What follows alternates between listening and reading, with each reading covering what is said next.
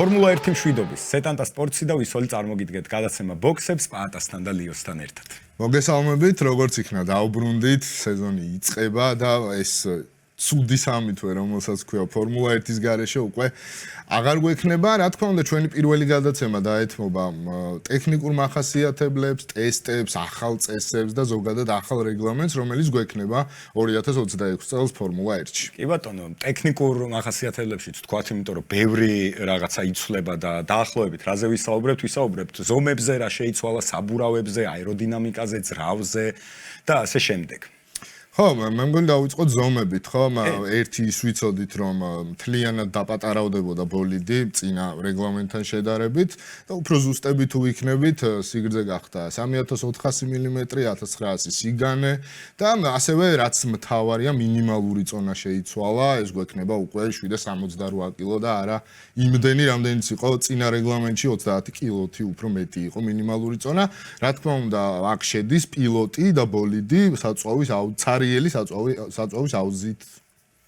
კი ბატონო, თან ეს დაეხმარება იმაშიც ესეც თქვათ, ხო, რომ აი ეს ნელ-ნელა მცირდება, ხო, ეხლა რომ დავიწყოთ, გამოვუყვეთ 2021 იყო ალბათ ყველაზე დიდი ბოლიდები და 2021 წლიდან მოყოლებული უკვე წამოვიდა ტრენდი, რომ პატარავდება ბოლიდები და იქნებ სადღაც რაღაც დროს მივიდეთ იქამდე, რომ მონაკოს გრან-პრიზე ისე იყოს გასწრებები, ანუ ეხლა ხო საერთოდ არ არის და ადრე ხო იყო რაღაც 1-2 გასწრება მაინც და ეს 1-2 გასწრება მაინც რომ ნახოთ ხოლმე მონაკოში ცუდი არ იქნება.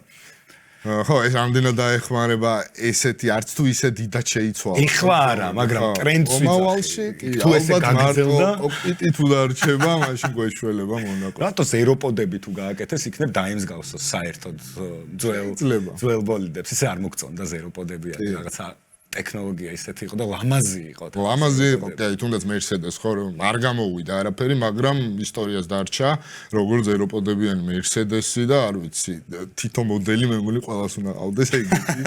იმდენად ისტორიულ მანქანად იქცა. კი ბატონო, წავიდეთ აეროდინამიკაში, ხო? აი აეროდინამიკაში გვექნება ბევრი ცვლილება, აღარ არსებობს DRS-ი, ეგრეთ წოდებული.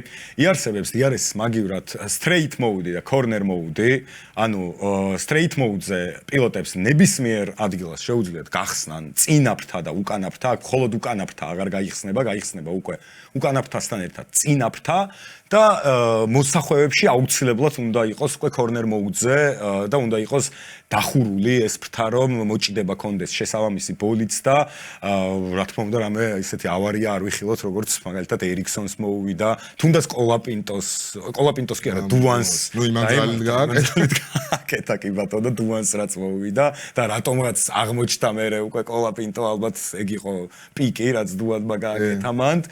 და რა თქმა უნდა მოსხოებში უნდა დახურონ და აი Ferrari-ზე მერე ცალკე რო გადავალთ იმ ტექნოლოგიაზე მერე ცალკე ვისაუბროთ უკვე რაღაც განსხვავებული ფრთის რეჟიმი რო აღმოაჩინეს რაღაც მაგას ცალკე ვისაუბრებთ და ესეც ვთქვათ რომ უკვე აქ შემტევსაც შეუძლია ფრთის გახსნა როგორც წინას და უკანას და დამცველსაც შეუძლია ფრთის გახსნა აქ არ იქნება არავითარი DRS-ის დეტექციის წერტილი და არანაირი DRS-ის დეტექციის ზონა და ფრთის გახსნის ზონა უბრალოდ სწორზე იქნება გახსნილი ფრთები მოსახვევებში იქნება დახურული ფრთები რაც რა თქმა უნდა სწორ მონაკვეთებზე ძალიან მაგრად დაეხმარება მაქსიმალური სიჩქარის განვითარებაში ხო, მთავარი იდეა რაც იყო, რომ 30% ზოგადად შემცირდა დამწოლი ძალა ამ ბოლიდებზე, დაახლოებით 55% შემცირდა დრაგი, ეს იმიტომ რომ გასწრება ქონდეს უფრო ბევრი და ასე შემდეგ. ზოგადად ეს რეგლამენტი ხო ამას ემსახურება, რომ უფრო სანახაობრივი იყოს, უკან მდევარ ბოლით აღარ შეხვდეს ეს ტურბულენტური ჰაერი და უკვე შეძლოს ყოველ მოსახვევში შეტევა.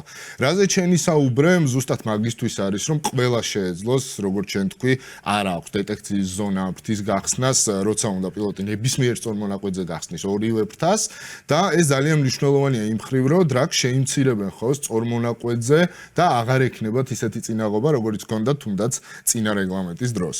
კი ბატონო, ნამდვილად ესეა, ისიც თქვათ ხო, რომ ფარფლები აღარ ექნება ბოლიც, აი საბურავებზე რაც ხო ზედა მხარეს.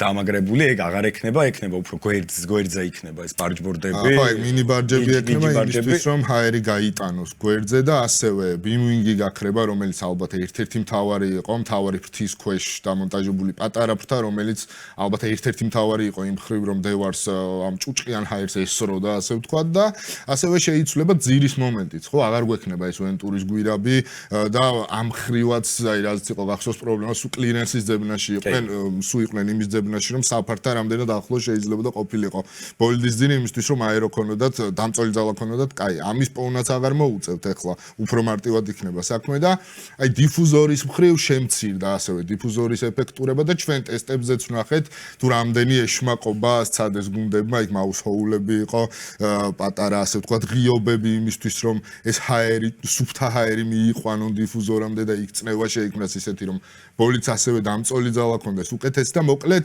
ძალიან ბევრ ხრიქს უნდა ველოდოთ ამ მიდამოში, იმიტომ რომ დიფუზორის მიდამო არის ამ რეგლამენტზე ჯერჯერობით ეგრეთ ჩანს ყველაზე ლავირებადი, ასე ვთქვათ, აეროზონა. ფერარიმაც დაამტკიცა ეს სხვათა შორის კიდევ მაგაზეც კიდევ უფრო დეტალებზე ვისაუბრებთ, როცა უკან პატარა ფთა დაუყენეს იმისთვის, რომ ცხელი ჰაერი ხო, პატარა ასე ვთქვათ, ბილიკებივით, რომ სწორად გაუშვან დიფუზორისკენ ეს სუფთა ჰაერი. კი ბატონო, მაგაზეც დაუბრუნდებით უფრო დეტალებში ვისაუბრებთ. ბატარეის რეჟიმებზეც ვისაუბროთ. ბატარეა გაიზარდა, გაცილებით უფრო დიდი ბატარეა და უფრო მეტად ჰიბრიდი გახდა, ასე ვთქვათ, ფორმულას ბოლიდი, ვიდრე უფრო ელექტრო გახდა.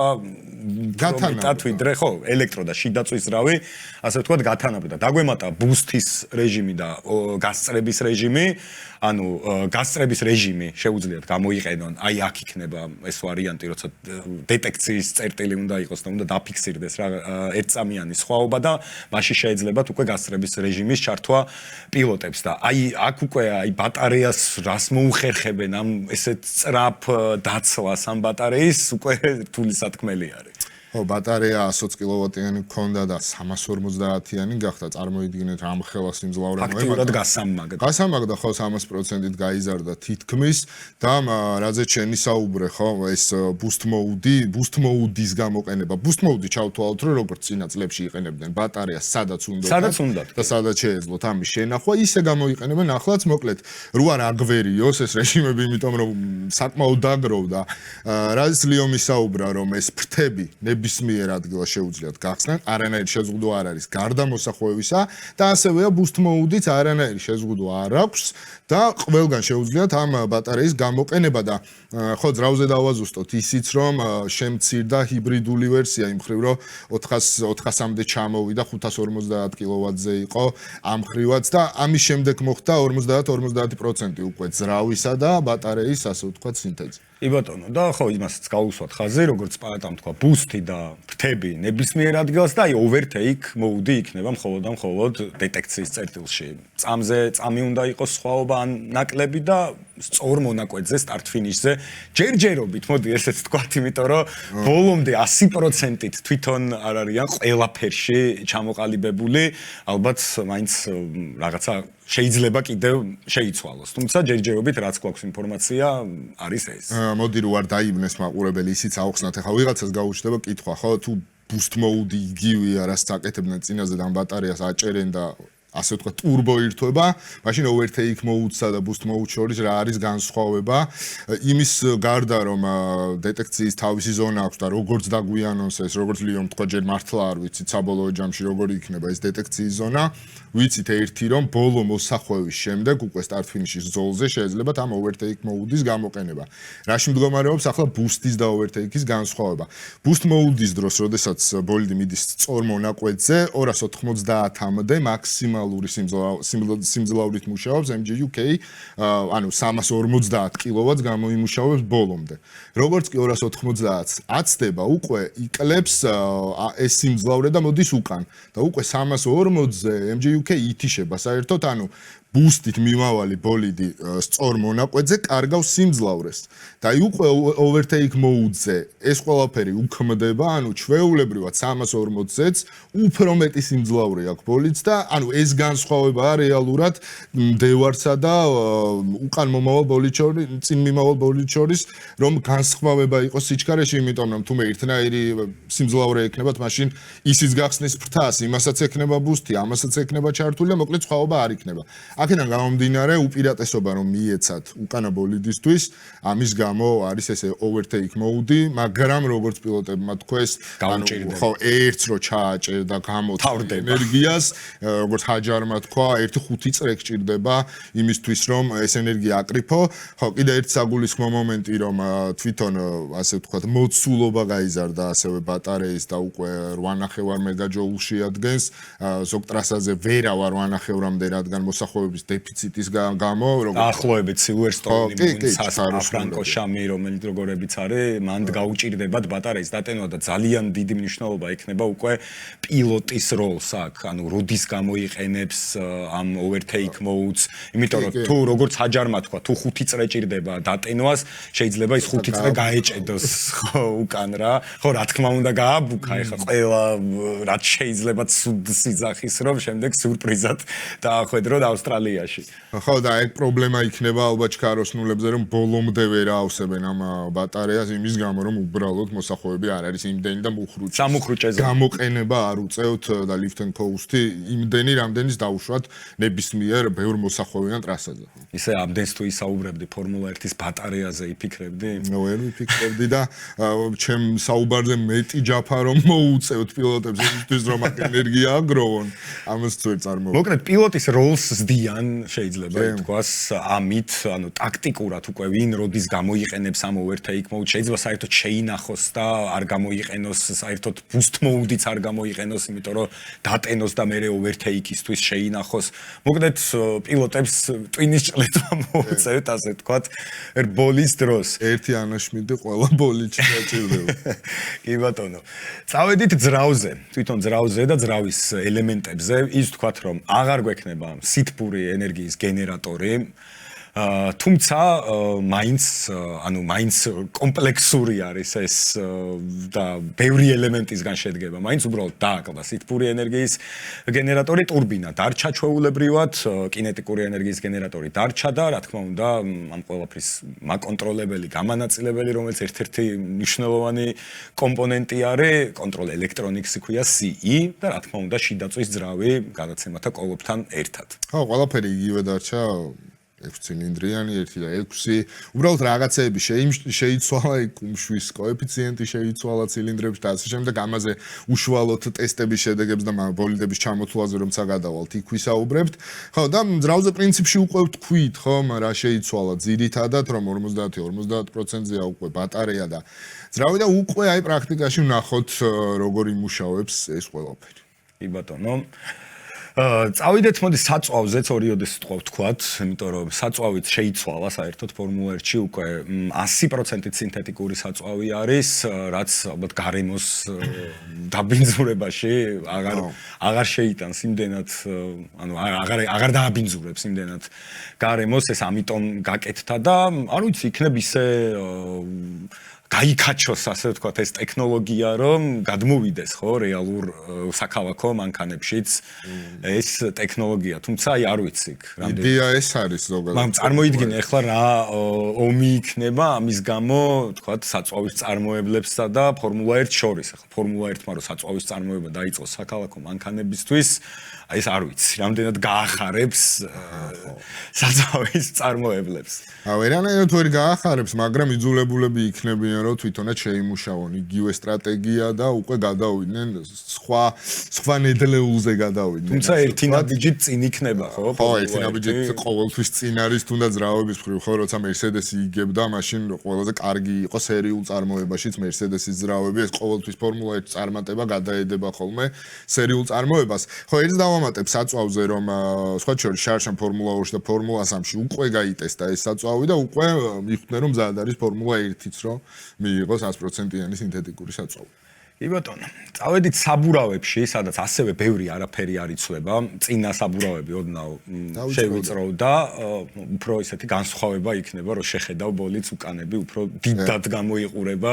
რაც მეც უხდება, იმიტომ რომ აი რაღაცა აი 80-იანების და 90-იანების ვაიბი მოაქვს ამ ყველაფერს და ისედაც ხო ბოლიდებით თვითონ ვიზუალურად ძალიან დაემსგავსო 2000-იანების ხო შუის პერიოდს, ხო?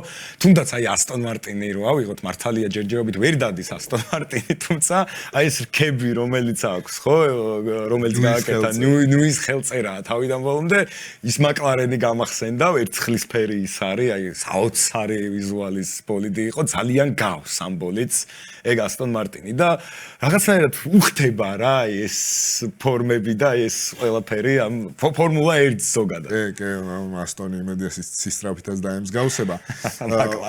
კი, იმიტომ რომ ხო ჯერ არ ვიცით და ამაზე რო გადავალთ გუნდებზე უკვე შემდეგ ხო რა დაგვრჩა უსაფრთხოება დაგვრჩა ხო ნატურები დაგვემატება აძვის ხეებს დაემსგავსა ხო მით უმეტეს სტარტის დროს იქნება არ ვიცი ძალიან ბევრი ნატურა იქნება ანთებული ბოლიდზე რეალურად ეს ნატურები ეხმარება იმაში რომ როდესაც ბოლიდი მოცურდება სხვა რომ უკეთ გაარჩიოს და დაინახოს ტრასაზე მით უმეტეს წვიმიან პირობებში ასევეერსის მდგომარეობას გადმოსცემს და ხო ჟოუს ავარიის შემდეგ როცა მოხდა Silverstone-ზე იყო ძალიან ბევრი ლაპარაკი იმაზე რომ ეს აირბოქსი რულჰუპი რაც არის თავზე იმის უსაფრთხოებაც გაეზარდა 16G-ს უძლებდა ეხლა 20G-ს გაუძლებს და ასევე საწვავის აუზს დაემატა კიდევ ცეცხლ მაქრები და ზოგადად გროჟანის ხო გროჟანს არ უშველა იქ მაგრამ იმედია ნუ პრინციპში გროჟანზე არ იმუშავა ხო და ამიტომ დაამატეს რომ იქნებ ამ რაც უფრო ბევრი იქნება უფრო იმუშაოს და ამ გროჟანი აღარ არის.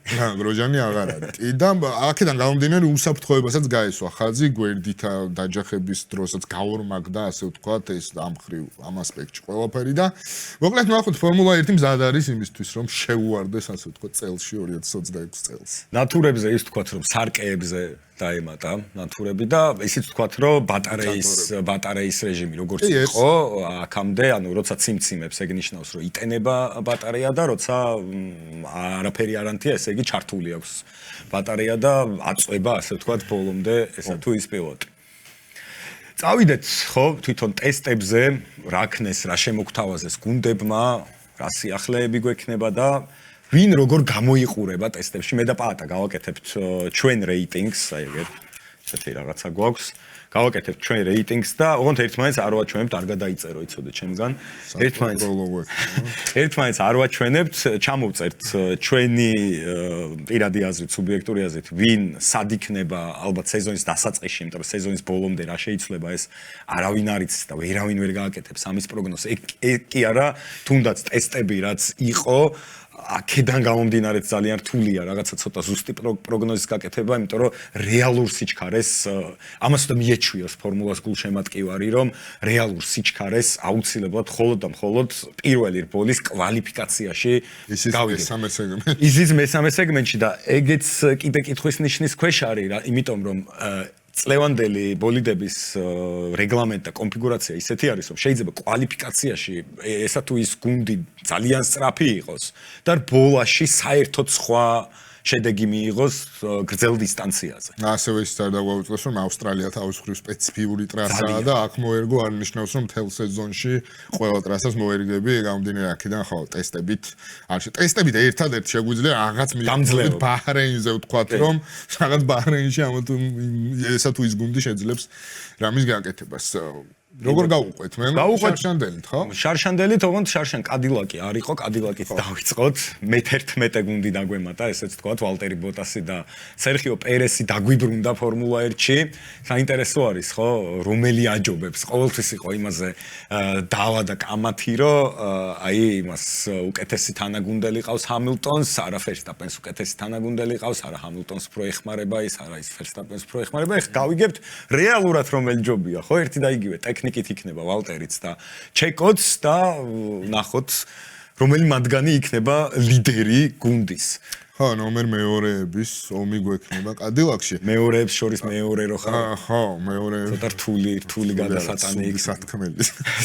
რთული გადასატანი იქნება ერთისთვის და მეორესთვის. ხო, დავიწყოთ კადილაკით, ამერიკული გუნდი ძალიან დიდი ფინანსებით მოდის. ფორმულა 1-ში ძალიან დიდი იმედით მოდის, ამ ხელა სკანდალი იყო ხო ზოგადად სანამ მოვიდო და არ უშვებდნენ, მე შემოუშვეს, მე კიდე არ უშვებდნენ. ლივერი რო გამოაცხადეს, უკვე სკანდალი იყო, უჩივლა იქ დიზაინერმა ერთ-ერთმა რომ ჩემი იდეა იყო ეს ლივერიო, მოკლედ კადილაკის სკანდალებით შემოვარდა ფორმულა 1-ში. ხო, რაც შეეხება კადილაკის ტესტებს, სწავლობენ, მოდი ესე ვთქვათ, გარემოს ეჩვევიან, რადგან იმ ერთადერთი ბოტასი და პერესი არის ძველი გვარდია, გრემლოუდონის პრინციპში, მაგრამ მთლიანად გუნდი არის ახალი, ხო? და ძალიან ალბათ დაჭირდებათ დრო იმისთვის, რომ იბრძოლონ, თუნდაც ქულებისთვის, არ ვიცი, ხო? ყოველთვის ძნელია ფსონი გააკეთო ახალ შემოსულ გუნდზე, მაგრამ იმედენად დიდი ფინანსები აქვს კადილაკს, რომ არ ვიცი, მე მგონია, რომ სადღაც სეზონის მანძილზე თუ არა, იმ დროის მანძილზე, სანამ ფორმულა 1-ში იქნება, რაღაცას თავისას მაინც დატოვებს. საინტერესო ის არის, რომ თავის ძრავები არ არჩიეს ფერარის ძრავით იქნება კადილაკი და ამ ხრივ შეიძლება ცოტა გაიმარტივოს საქმე თავიდან. უეჭველად. კი, თავიდან გაიმარტივებს საქმეს, თუმცა აი ტემპიდან გამომდინარე ტესტებზე ჯერჯერობით, მოკლედ არ იქნება, მაგალითად ლიდერებში, ხო ეს შესაც ჩაწერ უკვე არ ვიცი, აქ არ ჩაიხედო იცოდე.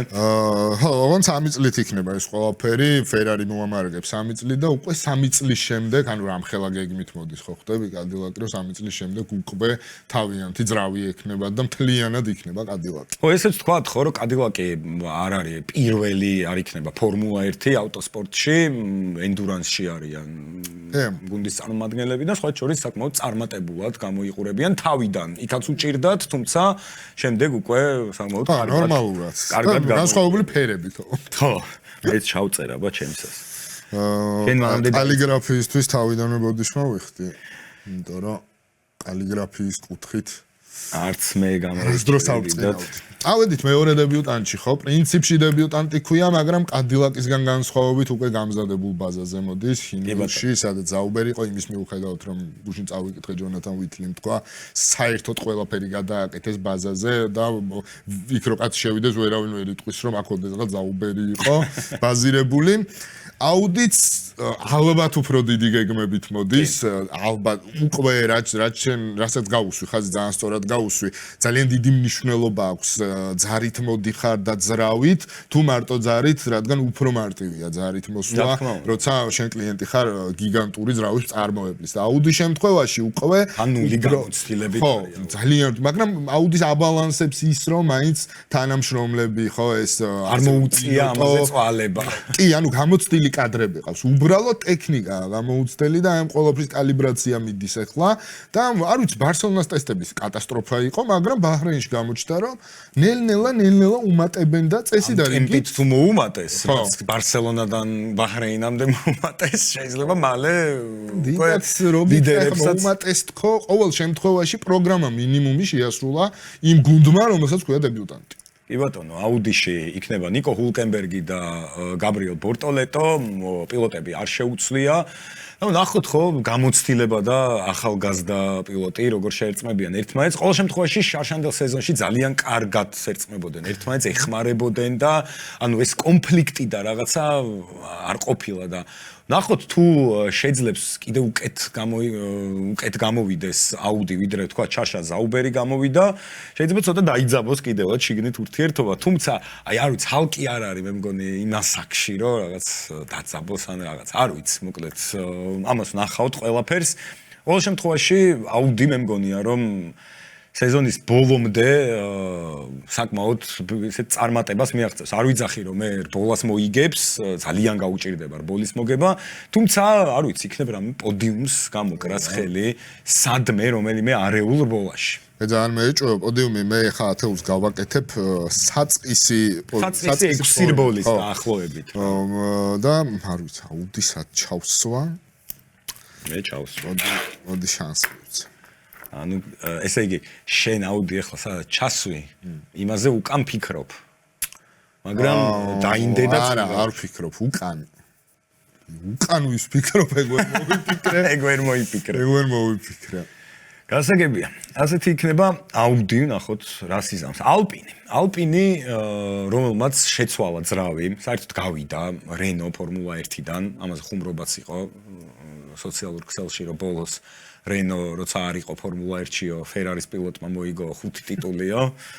ვართ ფერარის გულშემატკივრები და ფერარი ყოველთვის დამაიმედებლად გამოიყურება სეზონის დასაწყისში, თუმცა ხო, რატომღაც ეს ვერ გრძელდება ხოლმე და ნახოთ იმედი ვიქონიათ რომ ტიფოზებს გაახარებენ ფერარიში და როგორც არ ვიცი, როგორმე რაღაცნაირად მოახერხონ იქნებ და იბრძოლონ ჩემპიონობისთვის. თან როგორი პილოტები ყავს, შარლ ლეკლერი და ლუის ჰამილტონი ფერარის და ალპინზე დაუბრუნდეთ, გავერთე ფერარიში. ხო, ალპინს დაუბრუნდეთ, ფერარის ძრავით იქნება. ბოდიში მერცედესის ძრავით ფერარის. იმდენ შეეცვალა ეს ძრავი რომ. კი, მერცედესის ძრავით იქნება ალპინი და ამ ხრივ ალპინსაც უპირატესობა ექნება, იმიტომ რომ ალპინის მთელი ფოკუსი წავა უკვე ძარაზე და აეროდინამიკაზე. ხო, მოდი სამალი არ არის, ხო? პირდაპირ ვთქვათ, რომ ფერარი და მერცედესი იქნებიან ალბათ წამყვანები ძრავის მხრივ და ის გუნდები, რომლებსაც ექნება მათი ძრავები, რაღაც უპირატესობა ექნებათ, ხო? თუმცა ისიც ვთქვათ, ხო, რომ მაქსიმალურ სიჩქარე აუდის ძალიან შთამბეჭდავი ქონდა სწორ მონაკვეთზე. თუ თავარია მოსახვეებში მოუხვიოს. უბრალოდ ეს არის რთული მომენტი რა, რომ სხვისი არ ვიცით. ანუ არ ვიცით ვინა პროგრამით იმუშავა და უბრალოდ აუდი ჩანს შედეგებიდან გამომდინარე, ყველა სწრაფები იყვნენ სწორზე. ეს ყოველ დღე რაღაცნაირად იცვლებოდა, ხო, ეს მონაცემები და ეს კიდე საერთოდ გვაბნევს, იმიტომაც არის, რომ ყოველთვის რთულია ტესტებით გამოიტანო რაღაც შედეგი, თუ რაღაც ფორმულას არ ეყრდნობი, რაღაც შენი ინტუიცია არ კარნახობს და ასე შემდეგ. წავედით. ალპინზე ვთქვათ პილოტებზეც პარემ ვინ ეყოლებათ. შემადგენლობა არ შეცვლილა, პიერ გასლი და ფრანკო კოლაპინტო იქნებიან ალპინში და აკეთებენ ხო ფსონს ამ პილოტებზე და თან გასლი ძალიან გამოცდილია და კოლაპინტომაც ხო სეზონის ბოლოს შაშანდელ სეზონში მოუმატა სეზონის ბოლოს და უკვე გასლისაც დაუწყო კვალიფიკაციებში ანუ ჯობნა და ასე შემდეგ ანუ მოკლედ კოლაპინტოზე დადო ფსონი ალპინმა და არ ვიცი ალბათ სწორად ხო ვინ უნდა ყოფილიყო მაგალითად კოლაპინტოს მაგალითად ხო თან ხების მოიტანა გუნდში მეც რაღაცნაირად აი ბოლომდე ვერ ვიტყვი რომ კოლაპინტო რაღაც იმედი მაქვს რომ რაღაცას იზავს წელს რა მით უმეტეს თუ კარგი იქნება ალპინ და მეც მგონია რომ რაღა უნდა იყოს ისეთი მაჩანჩალა რაც იყო შარშან და მგონია რომ წელს მართლა ისეთი მანქანა იქნება რომელიც რეგულარულად ნუ ყოველ შემთხვევაში უმეტეს რბოლაში შეეცდება რომ ქულებისთვის იბრძოლოს აქედან გამომდინარე ხო ნახოთ რა იქნება და ალპინი სად ჩავსვა ახლა მე ალპინი მე უკვე ჩავსვე მე მგონი ამეცადინები მოვედი ისეთ შთამბეჭდება მრჩება იმდენად სწრაფად თუ ანაწილებ უკვე პოზიციებს კაი ხო ხმამაღლა არ მითხრა ყურებზე მივიდებ თითებს თუ იყოს აქ იყოს წავედით ჰაასში ამერიკელებთან კიდევ ერთ ამერიკელებთან კადილაკის გარდა ჰაასი რომელიც იქნება ისევ და ისევ ფერარის ძრავით და ამერიკელებს გამეცინა იაპონელი ყავთ გუნდის ხელმძღვანელი ფრანგი ყავთ ერთი პილოტი მეორე ბრიტანელი ამერიკული ფულია ხო სახელი დროშაც კი ბატონო ყველაფერი ამერიკული არის და ისე ამერიკის ჰიმნი იქნება ხო ალბათ რომ მოიგოს ასმა ბოლოს როდის იყო ამერიკის ჰიმნი ფორმულას პოდიუმზე ეხლა უცებ პოდიუმზე ხო დამარტყა თავში პოდიუმზე ბოლოს ამერიკული ჰიმნი არც მახსენდება დაგვიწერეთ კომენტარებში. პილოტს თუ საერთოდ ჰიმნი. ხო. ბოლო ამერიკული ბოლდი ხო, ალბათ ანდრეტი.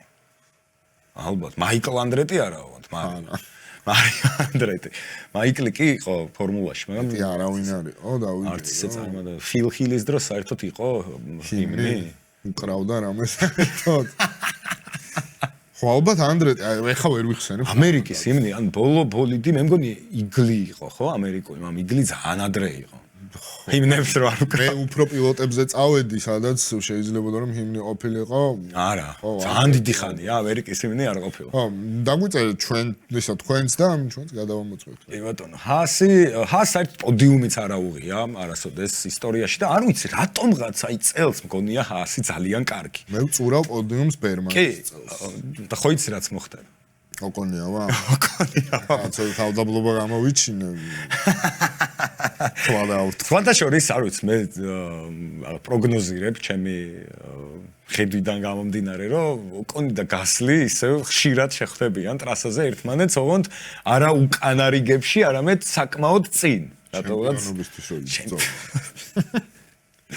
ფრანგული დუელი ჰასი არ ვიცი შენ ეგრე ფიქრობ რომ პოდიუმის კი მე ვფიქრობ რომ ოლი ავა პოდიუმზე წელს რატომაც მგონია შარშან ძალიან ახლოს იყო მექსიკაში და წელს მგონია რომ უკვე ოლის დროც არის რაღაც სენსაცია შემოგთავაზოს წინაზე თითქმის ყველა ყავდა ხო პოდიუმზე ჰაჯარმა შემოგთავაზა თან როგორ მოუმატა სეზონის ბოლოს ბერმანმა საოცრად კი ბერმანი ძალიან კარგი ბიჭია ერთ-ერთი ალბათ საუკეთესო დებიუტანტებიდან და ხო ჰას მეც საკმაოდ ვაფასებ და მით უმეტეს საწყის როლებში ტესტებიც რომ ავიღოთ მე მგონი ყველაზე დალაგებულად ჰასმა ჩაატარა ტესტები გაგიკვირდება და ჰასი არის მეორე ბოლიდი შენ არ გაგიკვირდება ტესტების შედეგი გაგიკვირდებათ მეორე ბოლიდი არის გავლილი კილომეტრაჟი ყველაზე მეტი გაიარა მერსედესმა და მეორეზე არის ჰასი რაც არ უნდა გასაკვირი იყოს ამ ხრივ ესეც ვთქვათ მესამე ადგილზე არის ფერარი და მეოთხეზე არის მაკლარენი აი წარმოიდგინე ფერარიზე და მაკლარენზე მეტი დისტანცია გაიარა ჰასმა და ყველაზე ნაკლები დისტანცია გაიარა ასტონ მარტინიმ ამ ხრივ და კადილაკი იყო მეორე ადგილზე ნაკლებ დისტანციებს შორის გადაკეთება ხომ მოსულა რა თქმა უნდა ყოველ წამს აზრი მეცვლება. ოი. წავედით მწვანეებში, ბრიტიშ გრინში. აი ასტონ მარტინის სერიოზული პრობლემები აქვს ჯერჯერობით, თლიანად ბოლიდის კონცეფციითაც, გავლილი წრეებით, ძრავით, ხო, აი ვერ ერგეთ ძრავი შეიძლება ედრიან ნიუი იძახის ამას რომ არა ძრავია უე. ძრავიც არის, მაგრამ თუმცა რატომაც გონია რომ არა მარტო ძრავი არის აქ პრობლემა. ხო, არ ვიცი, ოფიციალურად ძრავი დასახელდა და გადაცემათა ყოლოფი ვერ ერწყმის, ასე ვთქვათ, ერთმანეთს იქამდე ვერ მიდიან რომ ძარა გატესტონ და აეროდინამიკა გატესტონ. იმაზე იყო საუბარი რომ ჩვენ თქვით, ხო, ჩვენი გადაცემის პირველ ნაწილში რომ ეს ბატარეა მალეჯდება და ვერ ასწრებენ, ასე ვთქვათ, პილოტები ავსებას. FIA საუბრობს იმაზეც რომ 350 კილოვატიდან 250-მდე ჩამოვიდნენ, ამით დაახლოებით 120 ცხენის ძალა დააკლდება ბოლით სიმძლავრეში და ედრიან ნიუიმ ის თქვა რომ 250-მდეც ვერ ადისო. ანუ ძალიან ცუდი სიტუაცია ასტონ მარტინში, თუმცა ისიც თქვა რომ ედრიან ნიუის ჩავარდნები მქონია თუნდაც MP4 18 რო ავიღოთ მაკლარენი 2000-იანების შუა იყო ზუსტად ის ბოლდი იყო რომელსაც ესენი გავს ვიზუალურად მთელი სეზონის მანძილზე საბოლოო ჯამში ვერ გამოიყვანეს ეს ახალი ბოლდი ალექს ვურცის სიტყვები მახსენდება ტესტირების შემდეგ ამ ბოლდით ძალიან საშიში არისო ტრასზე მოძრაობა საბოლოო ჯამში MP4 17 დიდ დაასრულეს ის სეზონი ასე ვთქვათ წინა წლის გაუმჯობესებული ვერსიით. მოკლედ ედრიან ნიუის რა თქმა უნდა ალბათ ისტორიაში საუკეთესო არის თავის საქმეში, თუმცა ყველას აქვს ჩავარდნები და იმედი ვიქონიოთ რომ ეს ყველაფერი ასტონ მარტინში მალე გამოსწორდება, რადგან ეს გუნდი არ უნდა იყოს, ასე ვთქვათ, ბოლო გუნდი ფორმულა 1-ში. ძალიან რთული იქნება მაგის გამოსწორება გამომდინარე. თავიდან მინიმუმ. ძრავზე აქვს მაინც აქცენტი და ძრავი აქვს თავარი პრობლემა.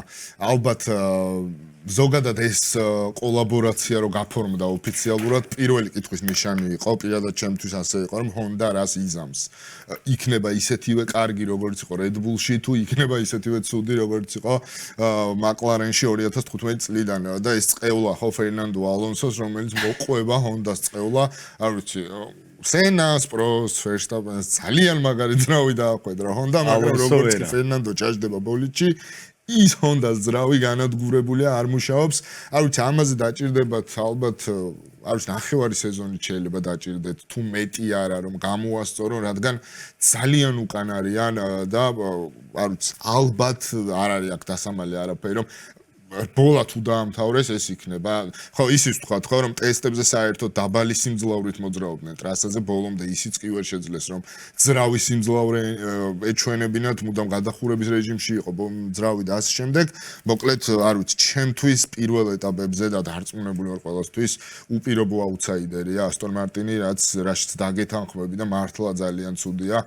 მით უმეტეს, როცა ამ ხელაფულია ჩასხმული ფერნანდო ალონსოა გუნდში, ედრიან ნუია გუნდში და ამ ხელაფიგმები აქვს, ხო, ასეთ ბრიტანულ გუნდს. ხოლმე და ხოლმე 2082 კილომეტრის გავლა შეძლო ასტონ მარტინი, როცა 6217 გაიარა, მერსედესმა წარმოიდგინეს სამჯერ მეტი აქვს ლიდერს გავლილი და ისიც ვთქვათ, რომ ანუ მის შემდეგ ბოლიც, რომელიც კადილაკი იყო, ხო, ტესტების მიხედვით, ნაჩვენები დროით 7/10-ით ჩამორჩება, რაც ძალიან ბევრია. კი, ეს ტესტები იყო, ნაკლები სიმძლავრით მუშაობდნენ, თუმცა მეტი სიმძლავრით ვერ იმუშავებდნენ უბრალოდ. არა, არც მალავენ, რომ ძალიან დიდი პრობლემები აქვს, რომ მძდამალონ არ დაიმალება უბრალოდ იმდენად. ხო, ეს ტესტები ხო მაგისთვის არის საჭირო, ხო, უნდა გამოსულიყვნენ და 4 წამი წააგო პირველ ადგილოსანთან. შეიძლება სიჩქარე დამალო, მაგრამ კილომეტრაჟი კილომეტრაჟი აუცილებლად ჭირდება. მოკლედ ასტონ მარტინის უნდა უსურვოთ, რომ რაც შეიძლება მალე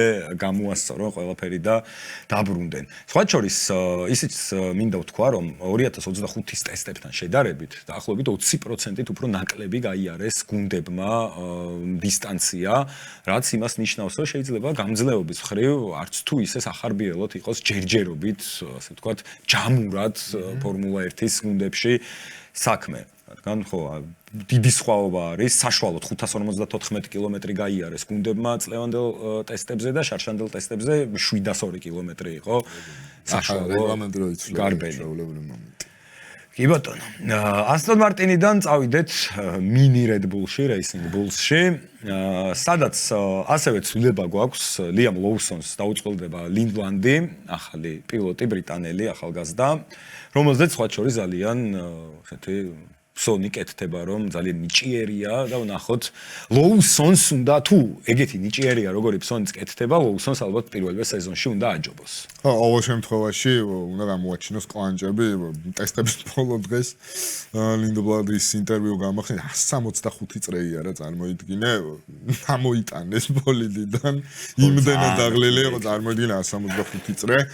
ანუ ამ ხრივ როგორც ჩანს, ეს არ ვიცი რა პროგრამით იმუშავეს, რა მაჩვენებელზე იყო ძრავი და ასე შემდეგ, მაგრამ 165 წრე გაიარო, არ არის ხო, უარყოფითად არ მეტყველებს ბოლიდზე, აქედან გამომდინარე Racing Bulls-იც, ხო არ ვიცი, აი Racing Bulls-ისგან ყოველთვის რაღაცას ველველი, მაგრამ რაღაც სეზონს მაინც აი რაღაც უფერული გუნდის შტაბეჭდილებას ტოვებს ამ ბოლო დროს, იმის მიუხედავად რომ ისაკი იყო პოდიუმზე, ეს სეზონს რაღაცნაირად იწყებს რა.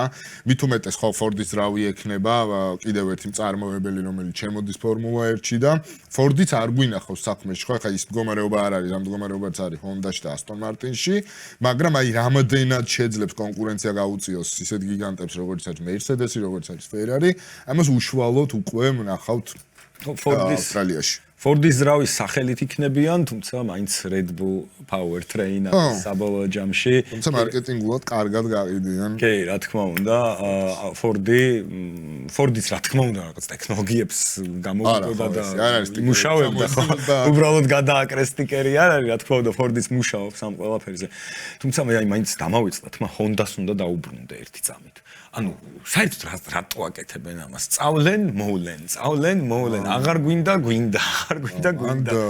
პრინციპში Honda კიდევ იმიტომ არის ცუდ დღეში, რომ ანუ ყველა რომ ესე ანუ Audi და Honda არის ალბათ ერთნაირ მდგომარეობაში იმ ხრივ, რომ Honda-ს არ ყავს კლიენტი. Mercedes და Ferrari-ს ყავს კიდე რაღაც ინფორმაცია სხვა გუნდებიდანაც, ასე ვთქვათ, ექნება ხო, რაღაც შტაბეჭდილებები ექნება, რაღაც მონახაზი. Honda არის დამოკიდებული მარტო Aston Martin-ზე, მარტო თავის თავზე და სხვაგან ვერსად ვერ ნახავს შედეგს. აქედან გამომდინარე, ამ ხრივაც უჭირს Honda-ს და გაუჭირდება კიდევ დიდი ხანი და ასეთი ცუდი სტარტის ფონზე მე არ ვიცი ვინ უნდა ისურვოს, რომ Honda-ს ძრავზე გადავიდეს. და აი ვნახოთ Audi ასევე რამდენად გაუმკლავდება ამ გამოწვევას, რასაც ვთქვია, ის რომ მარტო მას აქვს საკუთარი ძრავი. კი ბატონო, ნახოთ რას შემოგთავაზებს Racing Bulls-ი, რაც შეეხება კილომეტრაჟს ხრივ საშუალოდ იყო, ანუ სხვა შორის მეხუთე იყო გავლილი კილომეტრაჟის ხრივ. ბოლოში აქვს 5464 კილომეტრი გაიარა Racing Bulls-მა და დროის ხრივაც სადაც შუაში იყო, არც ისე უკან, მოკლედ ზოგადად ჩარშანდელი სეზონი Racing Bulls-ის კარგი იყო საბოლოო ჯამში, მე-6-ზე დაამთავრა კონსტრუქტორებში, პოდიუმი ჰქონდათ და ნახოთ თუ შეინარჩუნებენ ამ ტემპს და თუ გააგრძელებენ. ხო, არ ყავდათ ის ადამიანი, არ ეყოლებათ ის ადამიანი პრინციპში წელს, ვინც თუნდაც ის პოდიუმი აიღო, ძალიან დიდი როლი შეასრულა იმაში, რომ Racing Bulls-ი გასულიყო მე-6 პოზიციაზე, ისაკ ჰაჯარი, რომელიც დაწინაურდა და ამაზეც შემდეგ ვისაუბრებთ. თუმცა ეყოლებათ Liam Lawson-ი, რომელიც უკვე რაღაც სულ დებიუტანტი მგონია და არა და მე-4 წელი წავა, რაც ფორმულა. ხო, მეორე სრული პრინციპი. მეორე სრული. მაგრამ ესე რომ თავიდან ბოლომდე ერთ გუნდში იყოს მთელი სეზონის მანძილზე, 3 წლიდან არც ერთი არ ყოფილა ეგეთი. თან ახლა ყველაფერი უფრო Liam-ზეა, ხო, დამოკიდებული, იმიტომ რომ თავარი მესაჭე იქნება. ფაქტიურად ლიდერად უნდა ჩამოყალიბდეს. წესით. თუმცა ლინზლანდი ვნახოთ როგორი იქნება. ისევ დაუბრუნდები ფორმულა 2-ში, 3-ში, როგორც არ უნდა გამოიყურებოდე, ფორმულა 1 საერთოდ სხვა სამყარო არის და აქ შეიძლება საერთოდ შეტრიალდეს კარიერა და თუნდაც ანტონიო პიცონია ავიღოთ, ხო, რომელიც ყველაფერი მოიგო, სანამ ფორმულა 1-მდე მოვიდა და ფორმულა 1-ში საერთოდ ვერაფერი ვერ გააკეთა. ანუ ბევრი მაგალითია ეგეთი ასე ლატიფი კი ბატონო. მალდონადო მიკ შუმახერი ვარ თქვა. წავედით ვილიამში, ალბათ ჰონდაზე უარესად დაიწყეს ამ ადამიანებმა სეზონი, ოღონდ იმ ხრივ დაიწყეს, რომ ჯერ ერთი crash test-ი ვერ ჩააბარეს.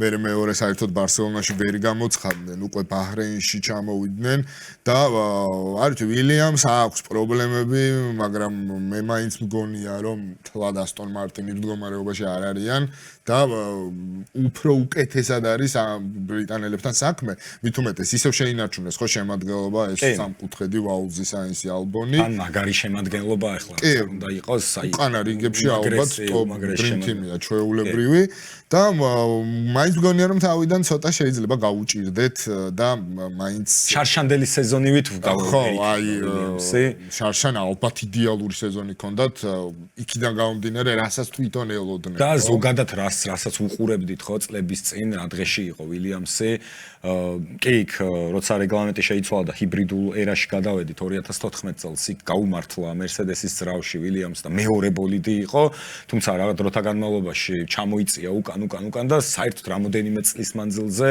ძალიან ცუდად გამოიყურებოდნენ ანუ იცოდი რომ ბოლო ორი ადგილი ვილიამსის იყო მხოლოდ და ვერავინ ვერ შეეცვლებოდა მაგაში შემადგენლობა როგორც ვისაუბრეთ, კარგი იყო, თუმცა ისიც ვთქვათ, ხო რომ ბაჰრეინში საკმაოდ დიდი დისტანცია გაიარეს 4286 კილომეტრი, რაც არ არის ცოტა, თუმცა აი ნაჩვენების შედეგი ჯერჯერობით სახარბიელო არ არის. ხო, სიჩქარეც არ ვიცით და ცოტა რთულია, ასე ვთქვათ, რამე დასკვნის გამოტანა მით უმეტეს ვილიამს. წავედით წინა ოთხეულში. ხო, გიგანტებში დავიწყოთ ისტორიაში ყველაზე ტიტულოვანი გუნდით Ferrari-თ, რომელიც კონსტრუქტორებში მე-4-ზე იყო შარშანდელ სეზონში. შარლ ლეკლერი, ლუის ჰამილტონი, ფრედი ვასერი არ იცვლებიან, ისევ რჩება ეს სამკუთხედი, მომეწონა ეს შენი გამონათქვამი სამკუთხედთან დაკავშირებით. რჩება ეს სამკუთხედი და უფრო გაცილებით, უფრო მეტი იმედით, მეტი мотивაციით და ასე ვთქვათ, მეტი სიჩქარით, აი არ ვიცი. ვეგენი არ იცვლებიან, მაგრამ ძირეულად შეიცვალა ტექნიკა, რაც მთავარია. არ ვიცი, Ferrari ძალიან კარგად გამოიყურება, კი ბატონო, ტესტებზე ხშირად, მაგრამ Ferrari ამჟამად ჩემი ინტუიციით ვაპარაკობ, ანუ ერთ-ერთი ყველაზე ინოვატორი გუნდი იყო, ალბათ Audi-სთან ერთად, ესე ვიტყოდი, რადგან Audi-მაც მე პირიქით ძალიან გამიკვირდა გუნდისგან, რომელიც პირველად მოდის ფორმულა 1-ში და ამდენ ინოვაციას და რაღაც თამამ გადაწყვეტილებას გვთავაზობს, ხო? თუნდაც Audi იყო, რომ ამაზე ევროპოდები დააბრუნა ბაჰრეინის ტესტებზე, ბარსელონაში საერთოდ განსხვავებული ბოლიდით იყვნენ და Ferrari არის ამ ხრივ ძალიან დიდი გამოცანა ჩემთვის, რადგან რაზე ჩვენი საუბრე ხო, თუნდაც ის ფრთა, რომელიც 360 გრადუსზე ტრიალებს და ჩვენ ხუმრობდით, რომ უბრალოდ კბილანები დაავიწყდათ და ამიტომ ტრიალებს და ზოგადად ამ ფრთების კუთხით ყველა გუნდს აქვს თავისი დიზაინი. აი Alpine-ს მაგალითად არ ეხსნება ესე და ეხსნება პირიქით. Audi-ს აქვს შუაში ეს ღერძები და სხვანაირად ეხსნება, Ferrari-მ საერთოდ გაგვაუგნა, ხო? 360 გრადუსზე რომ დაატრიალა, მეთქი რა არის. ასევე Ferrari-ს ერთ-ერთი ყველაზე მნიშვნელოვანი მომენტი რაც იყო ტესტებზე იყო სტარტი. ამ სტარტის ახსნა შეიძლება იმით, რომ ანუ მე-9 ადგილიდან ჰამილტონი უცებ გადავიდა პირველ ადგილზე. ამ ერთადერთი კითხვის ნიშანი რაც არის ჩემთვის, ამის გაკეთება ხდება იმ შემთხვევაში, თუ გაქვს ტურბინა პატარა, ანუ უფრო სწრაფად სტარტზე ზოგადად რა პრობლემა გვაქვს, ხო, მაგაზეც მოდი ვისაუბროთ, იმიტომ რომ ეს ამ პრობლემას სეზონის მანძილზე აუცილებლად შევეჩეხებით. იმის მიუხედავად, რომ MGU-H აღარ გვაქვს, ძალიან ეხმარებოდა პილოტებს MGU-H-ის სტარტის მხრივ, იმიტომ რომ ავტომატურად ატრიალებდა, ასე ვთქვათ, ტურბინას, ახლა კი პილოტს უწევს თვითონ, ხო, და მექანიკურად ამ ბრუნების ზუსტად დაყენება, კონტროლი, ასევე ელემენტი არ ძალიან სავსე არ უნდა იყოს, არ ძალიან დაცლილი არ უნდა იყოს, რაღაც შუაში, მით უმეტეს ვიცით ხო, რომ აკრძალულია სტარტზე სანამ 50-მდე არავა სიჩქარე, შიდა წვის ძრავის გარდა რამის გამოყენება და ამის გამო დაუმატეს სტარტზე პილოტებს კიდევ 15 წამი, სანამ 5 წითელი აინთება, მანამდე ჩვენ გვექნება სხვა ნათურები, რომლებიც ამცნობენ პილოტებს, რომ ეს 15 წამის მანძილზე უნდა მოამზადონ ამ ყველაფრისთვის თავის ბოლიდი, რადგან ბოტასმა თქვა, რომ მე ისე და ჯარიმა მიწევსო და უკან მომიწევსო სავარაუდო დასტარტვა და იმ ხრივ გუნდები, რომლებიც გამახურებელი წრიდან მოვლენ, აი პირველ ადგილოსან სამხრივ ექნება უპირატესობა, უფრო დიდი ხანი იდგება სასტარტო ბადეზე და ბოლო მანქანა რომ მოვა, უკვე ინთება ხო შუქდება და ეს 15 წამი აღარ ექნება და ამის გამო FIA მოიფიქრა ასეთი რაღაც, რომ დამატებითი 15 წამი მისცემ პილოტებს იმისთვის, რომ სტარტისთვის მოემზადონ, სხვა შორის ოსკარ პიასტრიმ თქვა ის, რომ ასევე მოდი არ გვინდა აეროს გახსნა, ამ ფრთების გახსნა, ასე ვთქვათ, სტარტზე, იმიტომ რომ ეს ძალიან სახიფათო შეიძლება აღმოჩნდეს, იმის მიუხედავად, რომ 400 მილიწამში უნდა დაიხუროს მოსახვევამდე ეს ფრთები, მაინც არის ხო საშიშროება, რაც შენი საუბრე, ვიღაცამ რაღაც არ დახუროს, თუნდაც სისტემა მაურიოს და ასე შემდეგ. და ფერარის გადაწყვეტილება ამ ხრივ ძალიან საინტერესოა, რომ პატარა ტურბინის ხარჯზე, პატარა ტურბინა ნიშნავს უფრო სწრაფ მექანიზმს, უფრო სწრაფ რეაგირებას სტარტის დროს და უკვე აღარ უწევს ასე ვთქვათ, ამ პედალზე გაზის დაჭერის და ასე ვთქვათ, ტურბინის ტრიალის სტანდარტულ მდგომარეობაში მოყვანაში რა და ოღონდ ეს არის რთული მომენტი უკვე სწორ მონაკვეთზე, რადგან პატარა ტურბინას იმდენ ჰაერს ვერ მისცემს, ხო? ის თავის აირბოქსი და არ ვიცი, მე ვარაუდობ, რომ Ferrari შეიძლება გაუჭირდეს ძალიან სწორ მონაკვეთებზე, მაგრამ სტარტის თან მით უმეტეს სტარტზე Ferrari ესეთი სწრაფი, რომ ამას ვერ დააყოპირებს ბევრი. ანუ ესეთ ზრავზე ტურბინას შენ ვერ დააპატარავებ ხვალ. აქედან გამომდინარე, არ ვიცი. ხო, რაღაცა გასხვავებული ის იქნება, ანუ ბევრი სხვაობები იქნება რა. ანუ ხო, აი რაღაცეებში ეძებენ თუნდაც ის შარკფინი რომ აქვს Ferrari-ს ეს დაკბილული, ხო, ეს აირბოქს რაც მიყვება, ეს არის რეალურად იმისთვის რომ მოსახვევში როცა შედის ბოლიდი და ეს ჰაერი ეჯახება, ეს მორევი არღვევს უკანა ფრთის მუშაობას და ეს დაკბილული ნაწილი სწორედ ამ მორევის დარღვევაში ეხმარება რომ უკვე ფრთამ მიიღოს ნაკლებად ჭუჭყიანი ჰაერი. ზოგადად, არ ვიცი, მე პირადად Ferrari-s ინოვაციებით ძალიან შთაგონებული ვარ. ძალიან გამიკვირდა რომ Ferrari-ზე აღმოჩნდა ეს ყველაფერი, თუნდაც დიფუზორის მიდამოებში აქვს ძალიან საინტერესო გადაწყვეტილებები და არ ვიცი, მოკლედ ვნახოთ, მე იმის თქმა მინდა რომ Ferrari-ს ვუყურებ როგორც დიდ ძალად, რადგან კი, წინა ტესტებზეც Ferrari იყო ყოველთვის ლიდერებში და ასე შემდეგ, მაგრამ გონია რომ აქ უკვე ნამდვილად Ferrari თუ რაღაცა ტოპი არ არის პირველი პოდიუმზე ხედავ ყოველ შემთხვევაში. თან ესე სოლიდურად პოდიუმზე, ხშირად. ხო, დასაწყისში ყოველ შემთხვევაში მინიმუმ. ხო, ისიც ვთქვათ, რომ ჰამილტონი ძალიან კმაყოფილია, ასე ვთქვათ, ჩემ DNA-ში არის ეს ბოლიდი და ეს რეგლამენტი და ისიც ვთქვათ, ხო, რომ Ferrari-მ წამოიყვანა Endurance-დან ძალიან ბევრი ინჟინერი და მექანიკოსი და შეიძლება ამანაც, არ ვიცი, რამე პლუს. ხო, თან იქ წარმატებულები არიან. ძალიან წარმატებულები არიან, Endurance არის ლემანის სადაც არის ეგ ჩემპიონატი, რომელსაც Ferrari იგებს საკმაოდ ხშირად უკვე, მოკლედ, არ ვიცი, არ ხუმრობენ ჯერჯერობით. იმედია. იტალიელები და არა, ის ძალიან მომეწონა სითბოს შემშვები უკან დიფუზორთან, ფთა, ძალიან მაგარი ინოვაცია არის. ხო და ის არ დაგვაუწყდეს, თქვა გულშემატკივარს, რომ არ გაუკვირდეს ვალტერი ბოტასს, რატომ აქვს ჯარიმა, ეს გადმოყოლილი არის 2023 წლის სეზონის ბოლორბოლიდან. ამიტომ მაგნუსენთან გაუგებრობის გამო 10 პოზიციანი ჯარიმა. 5 მე მგონი არ მახსოვს ზუსტად 5. თვითონაც თუ ახსოვს ეგეც საკითხი. თვითონ ემახსოვრება ისე იჩივლა იქ, ნო. და რატო იჩივლა, ხო იცოდა რომ მიდი. ხო, თვითონ. ხო, საბოლოო ჯამში ალბათ ფერარის სხვა გზა არ გვაქვს, როგორ უნდა თქვა ფერარის ამ ფავორიტებში არ არის, მაგრამ იმაზე მეტად მაქვს ფერარის იმედი წელს, ვიდრე მქონდა შარშან და ალბათ ეს კრახი სეზონიც უნდა დასრულდეს. და ლუის ჰამილტონი უნდა ვნახოთ პოდიუმზე და არა გინდა მას არ შევიჭრი, სანამ გრან-პრის არ მოიგებს. არ გინდა. მაგაზეს თანახმა ვარ, იმ ორ გრან-პრის ზედიზედ. ეხა შენ ძალიან და ორ გრან-პრის ზედიზედ სანამ არ მოიგებენ, არ შეიჭრა თმა.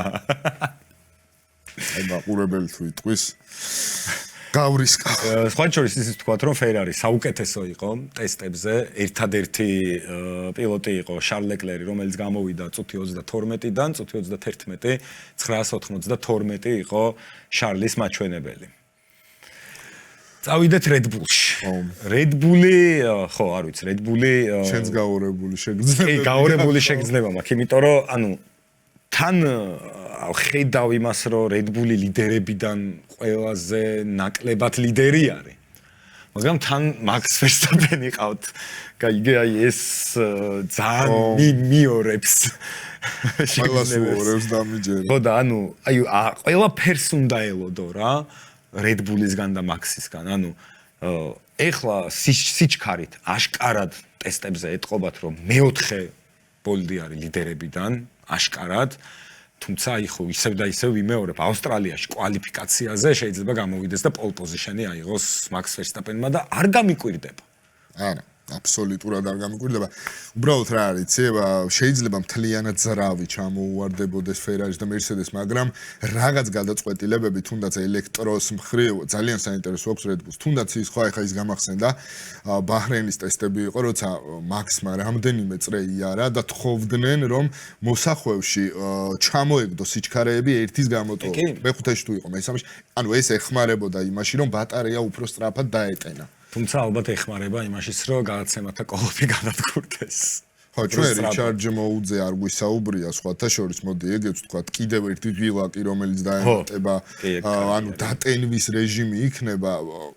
ჩვენ ვისაუბრეთ იმაზე, რომ მოსახვევში, როდესაც ამოხრუჭებს პილოტი, იტენება ისედაც ბატარეა, მაგრამ ეს იქნება უფრო გაძლიერებული, როდესაც ამ ღილაკს დააწვება პილოტი, ანუ უფრო მძლავრად დაიტენება ბატარეა, დაახლოებით აივსება ალბათ ბოლომდე, ოღონდ ამ დროს არც boost mode-ის გამოყენება არ შეიძლება, არც აერო ფრთების ჩართვა და არც overtake mode-ის, ანუ მთლიანად უნდა იყოს, მთლიანად ენერგია უნდა გამოწუროს, ასე ვთქვათ, ამ დამუხრუჭების დროს და უნდა მიიღოს ბატარეამ ენერგია და უბრალოდ ეს ყველაფერი ცვლის, ასე ვთქვათ, რეჟიმს, დატენვის რეჟიმს და დატენვის სიხშირეს. ნახოთ Red Bull-ი რა შემოგთავაზებს, ჰაჯარი რა შემოგთავაზებს, თუმცა აი ტესტებზე უკვე ჩანდა Verstappen-ის და ჰაჯარის სხვა განსხვავება დროების მხრივ, ჰაჯარი საკმაოდ უკან იყო შედეგობრივად. Max-ი მაინც წინ იყო შედეგობრივად. მოკლედ არ ვიცი, ანუ რეგლამენტი იცვლება, მაგრამ დიდი შანსია, რომ Red Bull-ში სურათი არ შეიცვალოს. ანუ ისევ რაღაცა კოლოსალური სხვაობა იყოს პირველ და მეორე პილოტს შორის. თუმცა აი ცოტა არ იყოს და მენანება ის აქ ჰაჯარი ამ ყველაფრისთვის. რომ აი ესე გაიწიროს და ჩაქრეს ფაქტიურად, ხო, ანუ როგორი რთულია Max Verstappen-ის თანაგუნდელობა. თან ტესტებზეც ძალიან რთული იყო, ხო, ჰაჯარისთვის დაიმტრა ბარსელონაში კი ბატონო. კი, და არ ვიცი ჰაჯარს რამდენად გამოუვა ეს ყველაფერი, იმედი ვიქონიოთ, რომ უკეთესი იქნება, ვიდრე მისი წინა მორბედები. კი ბატონო, დავველოდოთ მოკლედ Red Bull-ის შედეგებს. თქვენც აუცილებლად კომენტარებში დაგვიწერეთ, რას ფიქრობთ გუნდებზე და ხო, აუცილებლად თქვენც გააკეთეთ თქვენი რეიტინგი და ჩამოწერეთ, როგორ ფიქრობთ, რომ იქნება ძალების გადანაწილება და ხო, ისიც მაინტერესებს. ეხლა ჯერჯერობით რას უყურებ, ხო, 4 ხეულთან დანარჩენი 7 მოშორებული არის. ანუ ისევ ის 4 ლიდერი იქნება, ვინც შარშანდელ სეზონში იყო და დანარჩენი 6 იყო ცალკე. ეხლა რაღაც თითქოს უფრო გაიზარდა სხვაობები, ხო, თითქოს უფრო დაშორდნენ ერთმანეთს. მაგრამ ისიც ვთქვათ და დავამატოთ, რომ სხვადასხვა ტრასაზე შეიძლება აბსოლუტურად სხვადასხვა სურათი მივიღოთ. იმიტომ რომ ესეთი განსხვავებული კონცეფციები მე მგონი არასოდეს არ ყოფილა გუნდებში. ხო, თან ახალი რეგლამენტი და არ ვიცით ვინ სად არის მოკლედ. კი ბატონო. წავედით Mercedes-ში ბრიტანეთში თუ გერმანიაში თუ როგორ უნდა ვთქვათ? მე მგონი FIA-ში, იმიტომ რომ Mercedes-ის ირგვლივ იმხელა ამბავია ატეხილი სეზონის სტარტზე და Mercedes-ის ძრავზე, რომ არ ვიცი, ჯერ იყო და ლეგალური არ არისო, მერე იყო და კიო ლეგალურიაო. იყო და ძალიან ჩქარია. მე ძალიან ჩქარია, იმიტომ რომ არალეგალურიაო და ხო, მოდი უცებ ჩავშლი ამ თემას თუ რატო იყო ეს ყველაფერი. იმის მიუხედავად რომ ძრავი დარჩა ჩვეულებრივი 1 და 6 და ასე შემდეგ, ცილინდრებს შეიცვალა ყუმშვის კოეფიციენტი, ანუ 1/18 იყო წინა რეგლამენტზე და ახლა FIA-მ დაამტკიცა რომ უნდა იყოს 1/16-ზე. Mercedes-მა რაღაცნაირად მოახერხა. ხო, ოღონდ Mercedes და ყველა გუნდს უთხრეს რომ ეს ტესტი, ყუმშვის კოეფიციენტზე ტესტი ჩატარდებოდა ჩვეულებრივ გარემოში, ცივზე, ასე ვთქვათ და Mercedes-მა იპოვა რუხი ხვრელი და რაღაცნაირად შეინარჩუნა ის 1/18 კოეფიციენტი, ეს ყველაფერი ნიშნავს მეც სიმძლავრეს, სწორზე მეც სისწრაფეს და ასე შემდეგ. მოკლედ დაახლოებით 10-15 წელი ზალა უპირატესობა ამ ხრივ. ახლა როცა სხვა გუნდები ასე ვთქვათ აყვირდნენ და ნახეს რომ Mercedes ამ ხრივ უპირატესობა აქვს, FIA-მ დაიწყო უკვე მე ესე დავარქმევდი ყოველ შემთხვევაში რომ თავისი შეცდომის გამოსწორება და ყოველთვის იყო მსჯელობა იმაზე რომ Mercedes უნდა კონდეს თუ არა ასე, რამდენად დაარღვია წესი და ასე შემდეგ. საბოლოო ჯამში მივიდნენ იმ გადაწყვეტილებამდე რომ როგორც არის Mercedes-ის ძრავი დარჩა. ხო, Mercedes იმუქრებოდა რომ თუ რამე შეგვიცვლით, ჩემ კლიენტებთან ერთად წავალ Formula 1-დან და ვერც McLaren-ი, ვერც Williams-ი, ვერც Alpine-ი ვერ მიიღებენ ძრავებს, Alpine-ს კიდე ეგუნდოდა ძლივს ნორმალური ძრავი მიიღო. და მოკლედ შეთანხმდნენ იმაზე რომ აგვისტომდე ძრავის გაიზომება ჩვეულებრივად ცივ პირობებში და უკვე აგვისტოდან 130 გრადუსზე გაიზომება ძრავი და ეს ყუმშვის კოეფიციენტი, ანუ Mercedes შეუძლია იმ ძრავით იაროს აგვისტომდე და Mercedes-ის კლიენტებს რა ძრავით შემოგთავაზეს. ცოტა უსამართლო იქნებოდა. ეხლავე რო რაღაცა ხო, აი რაღაც ძალიან უსამართლო იქნება. აი შენც ეგრე ფიქრობ, ხო, ანუ გეუბნება მართველი ორგანო რომ შემოწმება მოხდება ჩვეულებრივ რაღაც სიტყვაზე ვამბობ ოთახის პირობებში. და ეს ტესტები გაიარა სტენდზე ჩვეულებრივად Mercedes-ის ძრავმა. ანუ შენ რაღაც გამოგეპარა და უცებ მე შეუძელი ამ ყველაფერში შენი მოტყუება და ეხა მიცვლი რომ იცი, არა, ეხა ცხელზე უნდა შევამოწმო. ეს ცოტა usამართლოა. ხო, ცოტა usამართლოა. თუმცა ისიც usამართლოა თუ Mercedes-ი არღვევს. ხო, მაგრამ არ არღვევს რეალურად. ანუ ცივზე 1/16-ია. და ცხელზე თუ 1/18-ია. ხო, მაგრამ შენ მე მითხარი რომ ცივზე გავზომავთ, ანუ ცხელზე ტესტი საერთოდ არ იყო გონებაში. ის ხო არ არის რომ აი 1/16 უნდა იყოს, უბრალოდ ცივზე გავზომავთ. ანუ უნდა იყოს მაშინ შემიმოწმე. თავიდანვე მითხარი რომ ცხელზეც 1/16 უნდა იყოს და მე აღარ დავიწყებ რუხვრელების ძებნას. მან ხო ყველაფერი იურისტებზე გადის საბოლოო ჯამში და რეგლამენტში. მაგაშიც ფორმულა 1 გამოჩერაში, ხო? ანუ მე შენ გამოგიჭირე რეგლამენტში. მე მაზრზე ვარ რომ ეს სამართლობა არის Mercedes-ი, უბრალოდ ვეძებ აი მეორე მხარე როგორ შეიძლება. მე ვთვლი რომ ეს არის ის რისთვისაც ფორმულა 1 გვიყვარს, ყოველთვის არის ესეთი რაღაც. თავარია შენ რაღაცნაირად მოახერხო გვერდის ავლა რეგლამენტზე, ხო? წლების მანძილზე ასე. ეგრეა ყოველთვის ბრაუნი გავიხსენო. ხო, ორმაგი დიფუზორი. ანუ არ ვიცი, მე ვფიქრობ რომ რაღაცნაირად ეს უხდება ფორმულა 1-ის ინოვაციები ეს რაღაც ცირე ეშმაკობები. მოკლედ ნახოთ, ხო, ფაქტია რომ აგვისტომდე იქნება ასე და რას ფიქრობ Mercedes? რასელი ანტონელი. ძალიან მაგარი წყვილი, ანტონელი ძალიან მოუმატა. თუნდაც შარშანდელი სეზონის მეორე ნახევარში, ანუ საერთოდ სხვა ანტონელი იყო პირველ ნახევარში. გაიზარდა კი ბატონო და არ ვიცი, აქ უკვე Mercedes-ი გავლილი კილომეტრაჟით პირველია 100 კილომეტრზე მეტი არა ვიდრე მეორე ადგილოსანმა Haas-მა. მოკლედ გამძლეობის ხრივ, რა თქმა უნდა, ალბათ Mercedes და საიმედოობის ხრივ ყველაზე საიმედო ძრავი და საერთოდ ბოლიდი იქნება დიდი ალბათობით. და დროის ხრივაც ხო მშვენიერი შედეგი აჩვენეს თუ არ შევადარებთ მაინც და მაინც Ferrari-ს ხო, რომელიც ბოლო ტესტი. ხო, არ ულია, ანუ არ გაუწურია, ასე ვთქვათ, თავის 8-10 ქონდა ხო ფერარის ბოლო ტესტზე უპირატესად. თუმცა ეს 8-10 არის, აი როგორი ზოგადზე, აი მეტი რო არ შეიძლება 8-10-ით უფრო სწრაფი იყოს მერსედესი პირიქით ავსტრალიაში ვიდრე ფერარი. ანუ ეს რო ფერარი ეხლა 8-10-ით სწრაფია და არიქა ფლად ინდიკატორი არა. ანუ ფლად კი არა, საერთოდ ინდიკატორი არ არის, მე თუ მკითხავ. თუმცა რაღაც ხრივ შეიძლება იმაზე ფიქრი რომ იმედის მომცემია მაგრამ არის იმედის მომცემი, არის ნებისმიერ შემთხვევაში არის იმედის მომცემი არის კიდევაც იმედის მომცემიც არის და პლუს ანუ შედეგი ექნება შარშანდელ სეზონზე უკეთესი რო იქნება ალბათ ამას წალი არ გაუვა ყოველ შემთხვევაში პირველ ნახევარში კარგი რა სხვანაირად უბრალოდ არ შეიძლება როგორ შეიძლება რომ არ იყოს შარშან იყოს სრული კატასტროფა გრან პრი ვერ მოიგეს ეს უბრალოდ არ შეიძლება, როცა ბოლჯი ლეკლერი და ჰამილტონი ყავს. კი ბატონო, ჰამილტონიდან ველოდები მე გაცლებით უკეთეს გამოსვლას სეზონში. თან თვითონ კი, თვითონ თავისი სიტყვებიდან გამომდინარე, მით უმეტეს უკეთეს გამოსვლას ველოდებით. ესე იგი, Mercedes არ ვიცი, მე ვთვლი რომ Mercedes-ი უბრალოდ რაკეტაა. არ ვიცი. და ალბათ დღესდღეობით ყველაზე სწრაფია Mercedes-ი გრიდზე. მგონია რომ დამალეს ის რაც შეუძლიათ რეალურად და ავსტრალიაში ალბათ დავინახავთ რეალურ ძალას თუ რას წარმოადგენს Mercedes-ი. არ ვიცი, ყოველ შემთხვევაში მე ასეთ შთაბეჭდილებას მიტოვებს. თუნდაც ტოტოს ჯორჯის ხასიათი, თუნდაც ის ჭორები, რომლებიც იყო აქამდე რომ Mercedes საუკეთესო ძრავი აქვს. და არ ვიცი, მე მაინც ხო, ვიტყოდი რომ ჩემს ნომერ პირველი ფავორიტია Mercedes-ი. უკვე გახსენე კარტები? ალბათ პირველი და ბოლო ადგილი არ ვიცი რამდენად კითხვის ნიშნის ქვეშ დგას. მე კითხვის ნიშნებს სვა. ბოლო ადგილს? არა, ბოლოს. ხო და პირველს სვა კითხვის. პირველი ხო, არ ვიცი. პირველზე ბოლო ადგილზეც არა, ბოლო ადგილზე. არა, ზრია რა. ხაზრი არა აქვს ნამდვილად.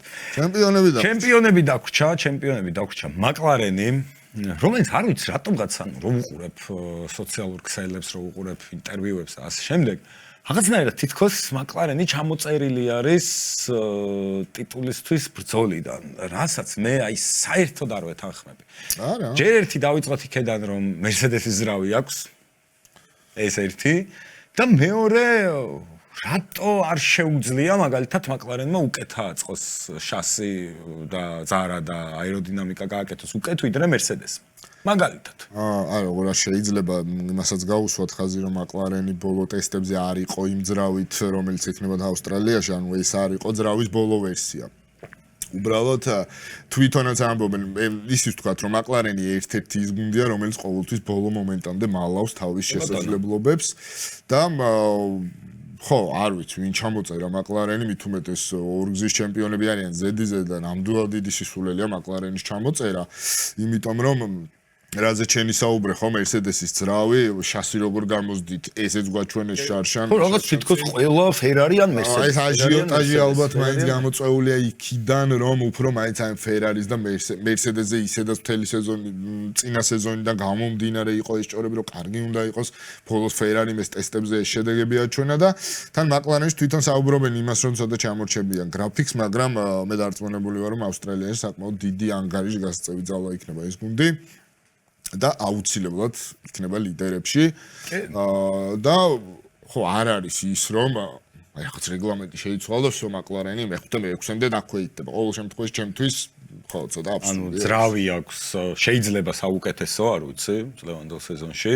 დიდი ალბათობით, მაგრამ ნუ იქ და ისევ Ferrari-ს არ ჩამოწერდი. ძრავის ხრივ Mercedes-თან მიმართებაში, თორე ისევ უნდა ჩამოწეროს Ferrari-ს ჩამოწერა. არც თუ ვარიანტი არ შეიძლება და აი უცვლელი შემადგენლობა ხო, Norris-ი, Piastri, აი აქ ნახოთ როგორ გაგრძელდება მათი ურთიერთობა. თითქოს იყო იმაზე არის ისე ლაპარაკი რომ Norris უფრო უპირატესობა ჰქონდა McLaren-ში, არა თვითონ Norris, არამედ თვითონ გუნდი აძლევდა უპირატესობას Norris, თუმცა ეს უბრალოდ ეს ჩანდა, არ ვიცი. რამდენად ამას ვერავინ ვერ იტყვის ვერავინ ვერ და ვერ დაამტკიცებს, დაამტკიცებს ხო, რომ ვერც ნორის უპირატესობა ქონდა ან არ ქონდა მაგას ვერავინ ვერ დაამტკიცებს იმიტომ რომ ყოველთვის იქნება დავის კი იქნება იქედანაც გაწამოვა რა თქმა უნდა ერთ მხრიდანაც წამოვა არგუმენტები და მეორე მხრიდანაც წამოვა არგუმენტები და ამაზე ვერასდროს ვერავინ ვერ შეტანხმდება ქონდა თუ არა ნორის ასე ვთქვათ ფავორიტიზმი მაკლარენში თუმცა ერთი იქნება ფაქტი რომ პირველი ნომერი იქნება ლანდოს ბოლიძე ხო ისე ვთქვათ რომ მაქსმა შეიცვალა ნომერი და იქნება 3 ნომერი შეაცვლევინეს და ნუ აირჩიეს ნომერი თუ დააკვირდები მაქსის ნომერი რო ამოატრიალ ერთიანს გავს აი შეიძლება ვისაც ვერ შეამჩნიეთ ამოატრიალეთ მაქსის სამიანი ის დიზაინი რომელიც მაქსმა გააკეთა და არის ფაქტიურად ერთიანი ძაღლი მაქსი ნუ ამოყირავდება ახლა ამის გამო არა ესე ამოყირავება არა ეს საჭირო აი ეს მოსახლეში ლანდომ რომ კარგი ხო აქვს მაგისტრის ალბათ ხო მოკლედ ლანდო ნორისი ოსკარ პიასტრი უცვლელი სამკუთხედი ზაკ ბრაუნთან ერთად და არა მანდ 4 კუთხედია ზაკ ბრაუნი სტელა ხო არა სტელას გამოტოვა სტელა როგორ შეიძლება გამოტოვოს ხო და პიასტრიზე ერთ ვიტყვი რომ იმის მიუხედავად რომ არ გვებერთან ისევ აქვს ეს მენეჯერული ასე ვთქვათ ურთიერთობა ისაუბრეს რომ ისე ხშირად აღარ იქნება მარკირბოვლებზე როგორც იყო წინა სეზონში და იმედია ხავრიდან ტრასებზეც უკეთესად ხო უფრო კომერციულ საკითხებით იქნება ასე ვთქვათ დაყავებული ვებერი და ვნახოთ სხვა შორს მაკლარენში ვფიქრობ რომ აი არ ვიცი საიდან მომდის ეს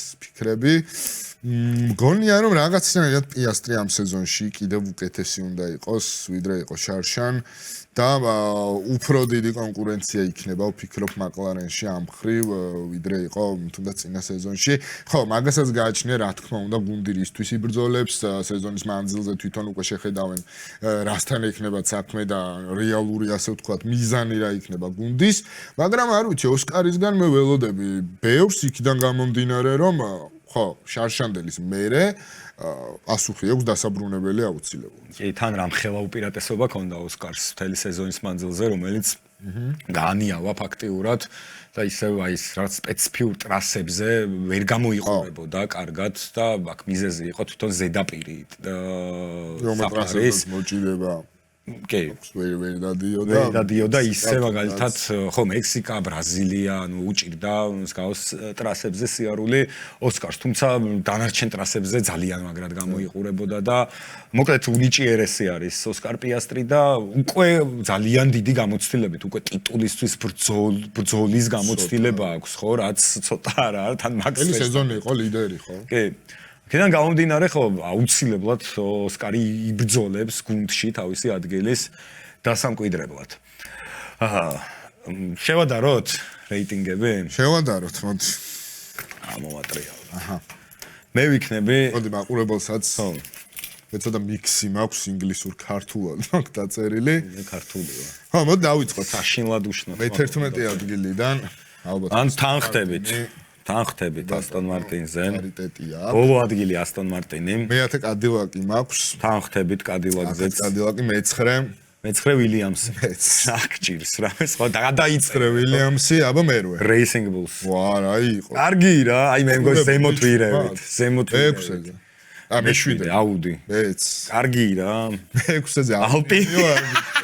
და ნუ გასაგებია ხო ანუ აბსოლუტურად დავემთხეთ ანუ ბექმარკერებში ყველაში დავემთხეთ 7 Red Bull მე-4 მე-4 Red Bull აი სამეულში არ ვარ მესამე Mercedes ოჰო ურა თამამი ხარ მე მაკლარენი ოღონდ აი აქ ხო ეხა ვიტყვი რა მეც გავაკეთებ ანუ აქაც ალპინი ჰაას მგონია ძალიან ახლოს ანუ და ასევე აუდიც მგონია აუდიც ხო რაღაც ახლოს მგონია ასევე Racing Bulls Williams-ი ანუ ეს უბრალოდ პოზიციები რო დამეწე ხომ ამ რანაირად ხო აი რაც შეეხება მესამე ადგილს აი მანდაც ეგრძნობა მაქვს რა Ferrari McLaren-ი მაქვს რატომღაც გვქონდა რომ Mercedes-ი იქნება ლიდერი და მოიგებს ბოლოს მაგრამ Ferrari McLaren შორის მგონია და Max შორის რომ პოდიუმისთვის იქნება სერიოზული ომი არ ვიცი მე მაინც ცოტა ჩამოვაჩო ჩემ McLaren-ი და Ferrari-ს მინდა უფრო მეტი შანსი მივცე Mercedes-ი უბრალოდ მგონია Ferrari-ს მეტი რაღა შანსი მივცე პირველი მიწერია Ferrari საერთოდ McLaren-ი მიწერია მეორე. არა, საინტერესოა სხვათა შორის. Mercedes-ი იმიტომ მიწერია მესამე, რომ ხო არ ვიცი, ანუ ეს რაღაც არეულობები და რაღაცამ შეიძლება რაღაც ხრი იმოქმედოს Mercedes-ზე, აი ამ რეგლამენტთან სჩივილები. ხო, მაგრამ ძრავი თუ დაუტოვეს. ძრავი თუ დაუტოვეს, მაგრამ ნახე, ძრავი McLaren-საც Mercedes-ის აქვს. პლუს McLaren-ი ორგზის ჩემპიონია ბოლოს და McLaren-მა რატომღაც გონია, რომ ისევე ადრე დაიწყო მუშაობა, ვერ დაიწყებს. საჩემპიონო ბრძოლაში იყო და მე მგონია, რომ ამის დრო უფრო ქონდა Mercedes. კონსტრუქტორები ძალიან ადრე მოიდეს. ხო, მაგრამ იქ არ გახსოვს ლანდოსთვის იყო მოსამზადებელი ბოლიდი, იქ რაღაც ტექნიკური პერიოდი ჩამორჩა McLaren. თუ გახსოვს Red Bull-ი ძალიან გაუთანაბრდა კი არა, გადაასწრო კიდევაც რაღაც. აი ამ ხრივ არ ვიცი, მე უფრო მგონია რომ ამ ხრივ Mercedes და Ferrari-ს უფრო ქონდათ უპირატესობა, იმიტომ რომ მაინც გინდა არ გინდა საჩემპიონო ბრძოლაში იყო ჩართული, ხო თუნდაც არა კონსტრუქტორებში და რაღაც უფრო ასე ვთქვათ თავისუფლად იყო Mercedes და Ferrari ვიდრე McLaren-ი, მაგრამ ხო, ანუ პარალელურად ამის გაკეთებას არაფერი უშლიდა პრინციპში ხელს. კი, იმიტომ რომ კონსტრუქტორები რაღაც ძალას აუცილებლად გადაანაწილებდნენ ამის მოსამზადებლად, აუცილებლად და არ ვიცი, ტესტებზეც ახლა რო უყურებდი McLaren-ს, ძალიან სტაბილური, სწრაფი, მოკლედ ანუ ვერაფერს ვერ დაუწუნებ რა, რომ ინდა თუ არა, აი ეს Mercedes-ი ამ კომპონენტში McLaren-ს ჯობია რა, აი ვერ უწუნებ რა, აი რომელ კომპონენტში ჯობია, აი Mercedes-ი McLaren-ს ძალიან სუბიექტურია რა, ეხლა მე რო გითხრა რომ არა, ამაში ჯობდა. ანუ ისევე ვერ შეგხვდებით, როგორც Norris-ი Piastri-ის ფავორიტზე ვერავე ვერ. აი აქ უკვე სუფთა სუბიექტური და ალბათ ინტუიციაზე დაყრდნობით შეიძლება გააკეთო არჩევანი დანარჩენი, ხო, ტექნიკურად ეხლა რაც არ უნდა მინდაშენ დავიწყოთ შედარება, ვერც ერთი ვერ ვიტყვით რომელი გადაწყვეტილება იმუშავებს, ხო. აი Ferrari წინ იმიტომ დავაყენე, რომ აი ეს ინოვაციები ძალიან რომ Ferrari-ს დახარ.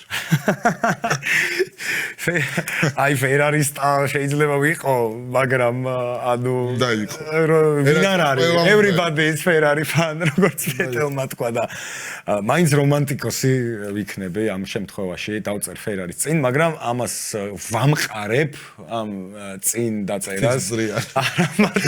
არა, ფიქრ ზრიალი შედ ხუმრობ და სადღაც რომელიღაცა რბოლაში შეიძლება გამოჩნდეს ეგ მართლა პილები არ მოვიდა. უბრალოდ არ დაავიწყდათ გამჩერებელის დაყენება ამ ფთის და ეს ინოვაციები ძალიან მომწონს სტარტის აღება და პლუს Hamilton-ის და Leclerc-ის ეს დამოკიდებულება და ხასიათი, რომელიც აქვს ამ ორ პილოტ სეზონის სტარტზე, ხო? ანუ ნახოთ, თუ პირველ რბოლაში რაღაცა დაიჭირა, ხო, ალღო Ferrari-მ და Ferrari-ის პილოტებმა შეიძლება კონკურენტებს საკმაოდ გაუჭირდეთ. თან სარბოლო ტემპი ძალიან კარგი ქონდა ტესტების მიხედვით Ferrari-ს.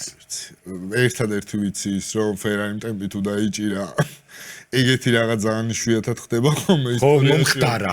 განვითარება იყო ყოველთვის Ferrari-ს. განვითარება ყოველთვის. და აი კი შეიძლება საწყის რბოლებში, როგორც 2022-ში გახსოვს. 2022-ში პირველი კი იბრძოდნენ ჩემპიონობისთვის Max და Charles, მაგრამ Ferrari სადღაც გაჩერდა, Red Bull-მა სადღაც მოუმატა და დასრულდა ეს ბედნიერება ძალიან მალე. ჩემპიონობისთვის როცა იწყებს ბრძოლას Ferrari, ეგრე მთავრდება ხოლმე სადღაც სეზონის შუაში. ძალიან ცუდია ეს იმედს მოგცემს და საბოლოო ჯამში.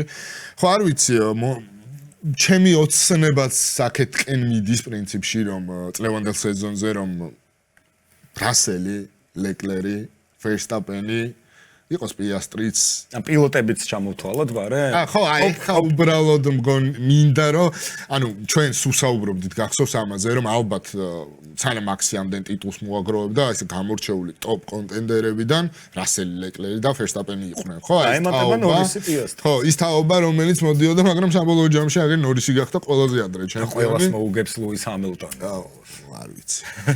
ის რამდენად მოუგებს ყველას, თუმცა ძალიან მინდა, ხო, Lewis-იც მინდა რომ ამ საჩემპიონო ბრძოლაში იყოს, მაგრამ ალბათ ძალიან რთული იქნება პირველ რიგში დაძლიო Charles Leclerc-ის ბარიერი, როდესაც შენი თანაგუნდელია, მაგრამ Charles-აც აქვს, ხო, ცოტა გართობა იცის, გაერთობა ხოლმე და გართობა იცის და ამოვარდეს ტემპიდან. სხვა შორის აი თვითონ სიარულის დროს ონბორდებს როცა უყურებდი ტესტებზე, ყველაზე ნაკლებად სტაბილური ტრასაზე ლიდერებს შორის. ტესტების დროს. ხო, ტესტების დროს ლიდერებს შორის იყო Ferrari. ყველაზე ნაკლებად სტაბილური, თუმცა ყველაზე სწრაფი იყო. ეგეთი შთაბეჭდილება. მაგრამ ისევ ფორმულა 1 ხო ეგეთი რაღაცა ხო რაც არ უნდა ხო რა თქმა უნდა რაც უფრო არასტაბილურია ბოლიდი უფრო რთული სამართავია და უფრო სწრაფია ხო ეს რაღაცა ეგეთი ის არსებობს ფორმულა 1-ში მსგავსი რამ ეს არის ჩვენი პროგნოზები და ეხლა ზედაპირული. კი, ჩვენი ახალი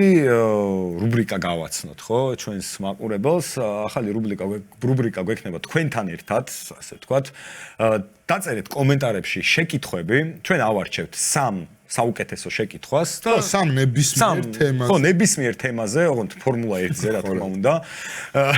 ფორმულა 1-ის ირგვლივ ვიტრიალოთ. 3 შეკითხვა ავარჩევთ ამ 3 შეკითხვას და პირდაპირ გაგცემთ პოდკასტიდან, ჩვენი გადაცემიდან პასუხს. ამიტომ დაწერეთ კომენტარებში, იაქტიურეთ და რაც გაინტერესებთ, მაქსიმალურად ჩავშლით, ასე ვთქვათ, ამა თუ იმ ახსნას. წავედით ხომ თავარი ფენტეზი და ავსტრალიის გრან-პრი. ხო, მე მიმოვიხილოთ ავსტრალიის გრან-პრი. გველდება წინ. ფენტეზი რომელიც წელსაც გვექნება. ჩვეულებრივად ტრადიციულად. კი. Fantasy Liga, რომელიც ასევე დახუნძული იქნება ძალიან საინტერესო საჩუქრებით, ისევ და ისევ საგზური გვაქვს, ხო, პრიზად. PlayStation-იც იქნება, ისე. იალიო უფრო კარგად ისაუბრებს. საგზური იქნება ორ ადამიანზე, აუცილებლად. ერთი მოგებული იქნება და ორი ადამიანი წავა, მოგებულს გაყვება ერთი ადამიანი და PlayStation-ი იქნება და კიდევ უამრავი პრიზები იქნება, აუცილებლად ყოველ რბოლაში რაღაც პრიზი იქნება, ამიტომ თუ თქვათ ჩემპიონ ჩამორჩებით ვიღაცას ჯამურად არ მოეშვათ თამაშს, რადგან მუდმივად ყოველ რბოლაში გამარჯვებულს რაღაცა პრიზი ერგება, ამიტომაც იაქტიურეთ აუცილებლად და მანდ საინტერესო იქნება ფასები როგორ იქნება, ხო, განაწილებული. ალბათ ეხა ეს ჩვენ პროგნოზს კი ვაკეთებთ აქ ჰაასი და ალპინი გვიწერია და ალბათ ისინიც გაკეთებენ ხო პროგნოზს და ჰაას და ალპინის პილოტებს ძვირფას დაადებენ თავიდან და ასტონ მარტინის და კადილაკის პილოტები და გუნდები იაფი იქნება. კაპიკებში. კაპიკე ხურდაში მოყვება. იცი რომელი იქნება? აი ფული რო არ ყოფნის და ბოტას რო ამატება, ფული რო არ ყოფნის და აქციაში. დააყენე ბორტოლეტო და მიიღე საჩუქრად ვალტერი ბოტასი. ეგეთი რაღაცა იქნება. ბორტოლეტო არ მოყვეს აქეთ აქციაში. აუ ბორტოლეტოს შენ ძალიან აბუჩად მიგდებ რა ბორტოლეტო ნახავ. აი ხა გატენის თავის ფენტეზი ლიგის გუნდს გაავერცხლისფერებს. რატო? ერცხლისფერი იყო. რასერჩი, რა თქმა უნდა, ბორტოლეტო არის უდიდესი, დააცადე. ხო, როგორც ლიომ თქვა, ანუ როგორც ფორმულა 1-ში ხო შეიძლება ვერ მოიგო ჩემპიონატი, მაგრამ მოიგო ლოკალური გრან-პრი, ხო, ამიტომ ყოველ კვირას აუცილებელია რომ თქვენი გუნდი ასე ვთქვათ მომზადებული იყოს იმისთვის რომ ჩვენ შავერთვებით. ხო, საინტერესო პრიზები მოიგოთ, ჩვენც აუცილებლად გავაკეთებთ ჩვენ გუნდებს. შენ რევანში გასაგები. ხო, იმ შეცდომას აღარ გავიმეორებ. შარშან სერიოზული შეიძლება. რასაც ქვია McLaren Honda. სუდად დაიწყე და მე რაღაცა ვერ ეგარ გამოგეკიდე განახლებებში. კეთილი. წავედით ავსტრალიაში. ავსტრალიის გრან-პრით გაიხსნება 7 მარტს. აუცილებლად იქნება სეტანტა სპორტზე და იქნება ასევე ჩვენს პლატფორმაზე სეტანტა სპორტის. ეს რბოლა და იქნება დილის რბოლა, საათი ხო, დილით იქნება ზოგადად მიჩვეულები ვართ, ხო, სეზონი რა იწყება, თითქმის ყველა რბოლა ავსტრალია, ჩინეთი არის დილის დროზე. ერთი პერიოდი ბაჰრეინით იწყებოდა. ხო, ისეთი დრო იყო ხოლმე. მისაღები. აი ძველი სკოლა ხო იცი. მაინც ავსტრალია ჩამჯდარი, ხო, რომ მაგით ხო როგორ იყო ხოლმე ავსტრალიას ვინც იგებდა, ესეთი ის იყო ცრურწმენა რა, პრინციპში მართლდებოდა ხოლმე, მე იწყდებოდა ხოლმე სეზონის ბოლოს. ჩემპიონ რაღაცა ეგეთი რაღაცა ხო ერთი პერიოდი იყო ესე რა ხო ავსტრალიით გავხსნით სეზონს ტრასა ალბათ რომელიც აი მე ესეა, ხო, რაღაც ნახევრად საქალაქო ტრასაა რა, ბოლომდე ალბერტ პარკშია. ხო, ბოლომდე ვერ დაარქმევ რაღაც სტაციონარს, რომელიც ყოველთვის საინტერესოა, ყოველთვის ძალიან ბევრ პასუხებს იძლევა კითხვებზე, მით უმეტეს ახალ რეგლამენტში, რომელიც არ ვიცით, ვისგან რას უნდა ველოდოთ, თვითონ არიცი ამ ფიაში, რას უნდა ელოდონ, თუნდაც სტარტიდან, თუნდაც ფინიშიდან, თუნდაც რბოლიდან. ჩვენ იმედი გვაქვს, რომ ავსტრალიაში ძალიან კარგ სანახაობას ვიხილავთ და ხო, ისიც რა, რომ ყველა ახლა ერთად ვსწავლობთ ამ ახალ რეგლამენტს, ყველა ერთად ვითვისებთ. საერთოდ არ ვიცით მთლიან რბოლის მანძილზე რა მოხდება. ერთადერთი რა პროგნოზის გაკეთება შეიძლება ავსტრალია ყოველთვის იყო ერთ-ერთი ყველაზე რთული ტრასა მოსარგებად, ანუ ესე არ იყო. მით უმეტეს როცა ბაჰრეინში გაქვს ტესტები და უცებ ავსტრალიაზე უნდა საერთოდ სხვა რაღაცა. ხო, თუნდაც დროის არტყელი, ხო, თუნდაც ჰავა ეს ის, მოკლედ მე პირადად ავსტრალიაში ველოდები ძალიან საინტერესო რბოლას და ალბათ ბევრი სურპრიზი რაღაც მოხდება. ბევრი სურპრიზებიც შეიძლება მოხდეს ავსტრალიაში. ანუ აქ უფრო ავსტრალიაში უფრო მეტი სურპრიზი იქნება ვიდრე ბაჰრეინში. ანუ ეს შემთხვევაში ესე იქნება. ხო, ავსტრალიის თვითონ მელბურნის ტრასა 1996 წლიდან არის ფორმულა 1-ში 5 კილომეტრი და 278 მეტრია, 58 წრე ექნებათ პილოტებს გასავლელი და კვალიფიკაცია დაიწყება თბილისის დროით. თბილისის 9 საათზე, ხოლო რბოლა უკვე 8 მარტს იქნება თბილისის დროით დილის 8 საათზე, ეს არ დაგავიწყდეთ, დილის 9 საათზე კვალიფიკაცია, დილის 8 საათზე უკვე რბოლა. ხო, კვირას ქალთა დღეს სხვა შორის ავსტრალიაში ერთ-ერთ მოსახოებს ლაურა მიულერის და ანა შმიტის საპატივსაცემოდ უწოდეს ამ ორი სახელი, ესეთ რაღაც პირველად მოხდა ფორმულა 1-ში, რომ ქალბატონების სახელი ერქვას. ჩვენიერია. ერთ-ერთ მოსახვევს. რეკორდსმენებზეც ვისაუბროთ ავსტრალიის ყველაზე მეტი გამარჯვება წითელ ბარონს მიხაელ შუმახერს აქვს 4 მოგება და ჯენსონ ბატონს აქვს შენ საყვარელ პილოტს 3 გამარჯვება სებასტიან ფეტელთან ერთად. მოქმედი პილოტებიდან ლუის ჰამილტონს 2 მოგება, ალონსოს 1, ფერსტაპენს 1 და ლანდო ნორის 1 მოგება საინსთან, ბოტასთან და ლეკლერთან ერთად. ანუ ბოტასიც უკვე მოქმედი პილოტად დაბრუნდა, შარშან თუ აღარ იყო მოქმედი პილოტი. გუნდებს რაც შეეხება, ფერარის აქვს 10 მოგება ავსტრალიაში, 7 გამარჯვება აქვს მაკლარენს, 4 მერსედესს და 2 აქვს რენოს და Red Bulls. თითო გამარჯვება აქვს Williams, Browns და Lotus, ესე ვთქვათ, ეს მელბურნის ტრასაზეა საუბარი, არ არის ავსტრალიაზე. Pole position-ებიც ვთქვათ, ხო, ყველაზე მეტი პოული ავსტრალიაში აქვს, კოლოსალური რაოდენობის პოულები აქვს მელბურნში ლუის ჰამილტონს 8-ჯერ აქვს pole position-ი წარმოიდგინე მოგებული ამ ტრასაზე. ერთის და თავის უნგრეთის რეკორდს გაიმეორებს, ხო? მიკა ჰაკინენი, მიხაელ შუმახერი, სებასტიან ფეტელი. 3-3 მოქმედი პილოტებიდან Verstappen, Leclerc და Norris აქვს pole position-ები, ასე ვთქვათ, აღებული. სხვა შორის პოდიუმებზე ადიან ხოლმე ხშირად, ესეთი სურპრიზ მომტანი. ეგეთი ტრასა არის, ხო? კევინ მაგნუსენი მამამისი ამერია, კევინ მაგნუსენის პირველი და ერთადერთი პოდიუმი დებიუტში, სადებიუტო რბოლაში იყო ავსტრალიაში. იმის მერე არაფერი არ უხსნია. თან რა ლამაზი მაკლარენი. ხო, 14-ის მაკლარენი. აუცილებლად ლამაზი. მეორე მესამეზე გავიდნენ თან მაგრბოლაში წარმოიდგინე და აი ეს წინა ცხვირი ხო ცოტა უცნაური ქონდა, მაგრამ აი ალამაზი. ხო, ცნაური, ძალიან ცნაური ქონდა. კი და მაკლა ხო, ეგ იყო პრინციპში მაგათ წარმატება, ხო? ორივე ჯენსონის და კევინიც ავიდნენ ავსტრალიის პოდიუმზე და იმის მერე მე მგონი არაფერი არ უყურეს. ყოველ შემთხვევაში მე არ მახსენდება.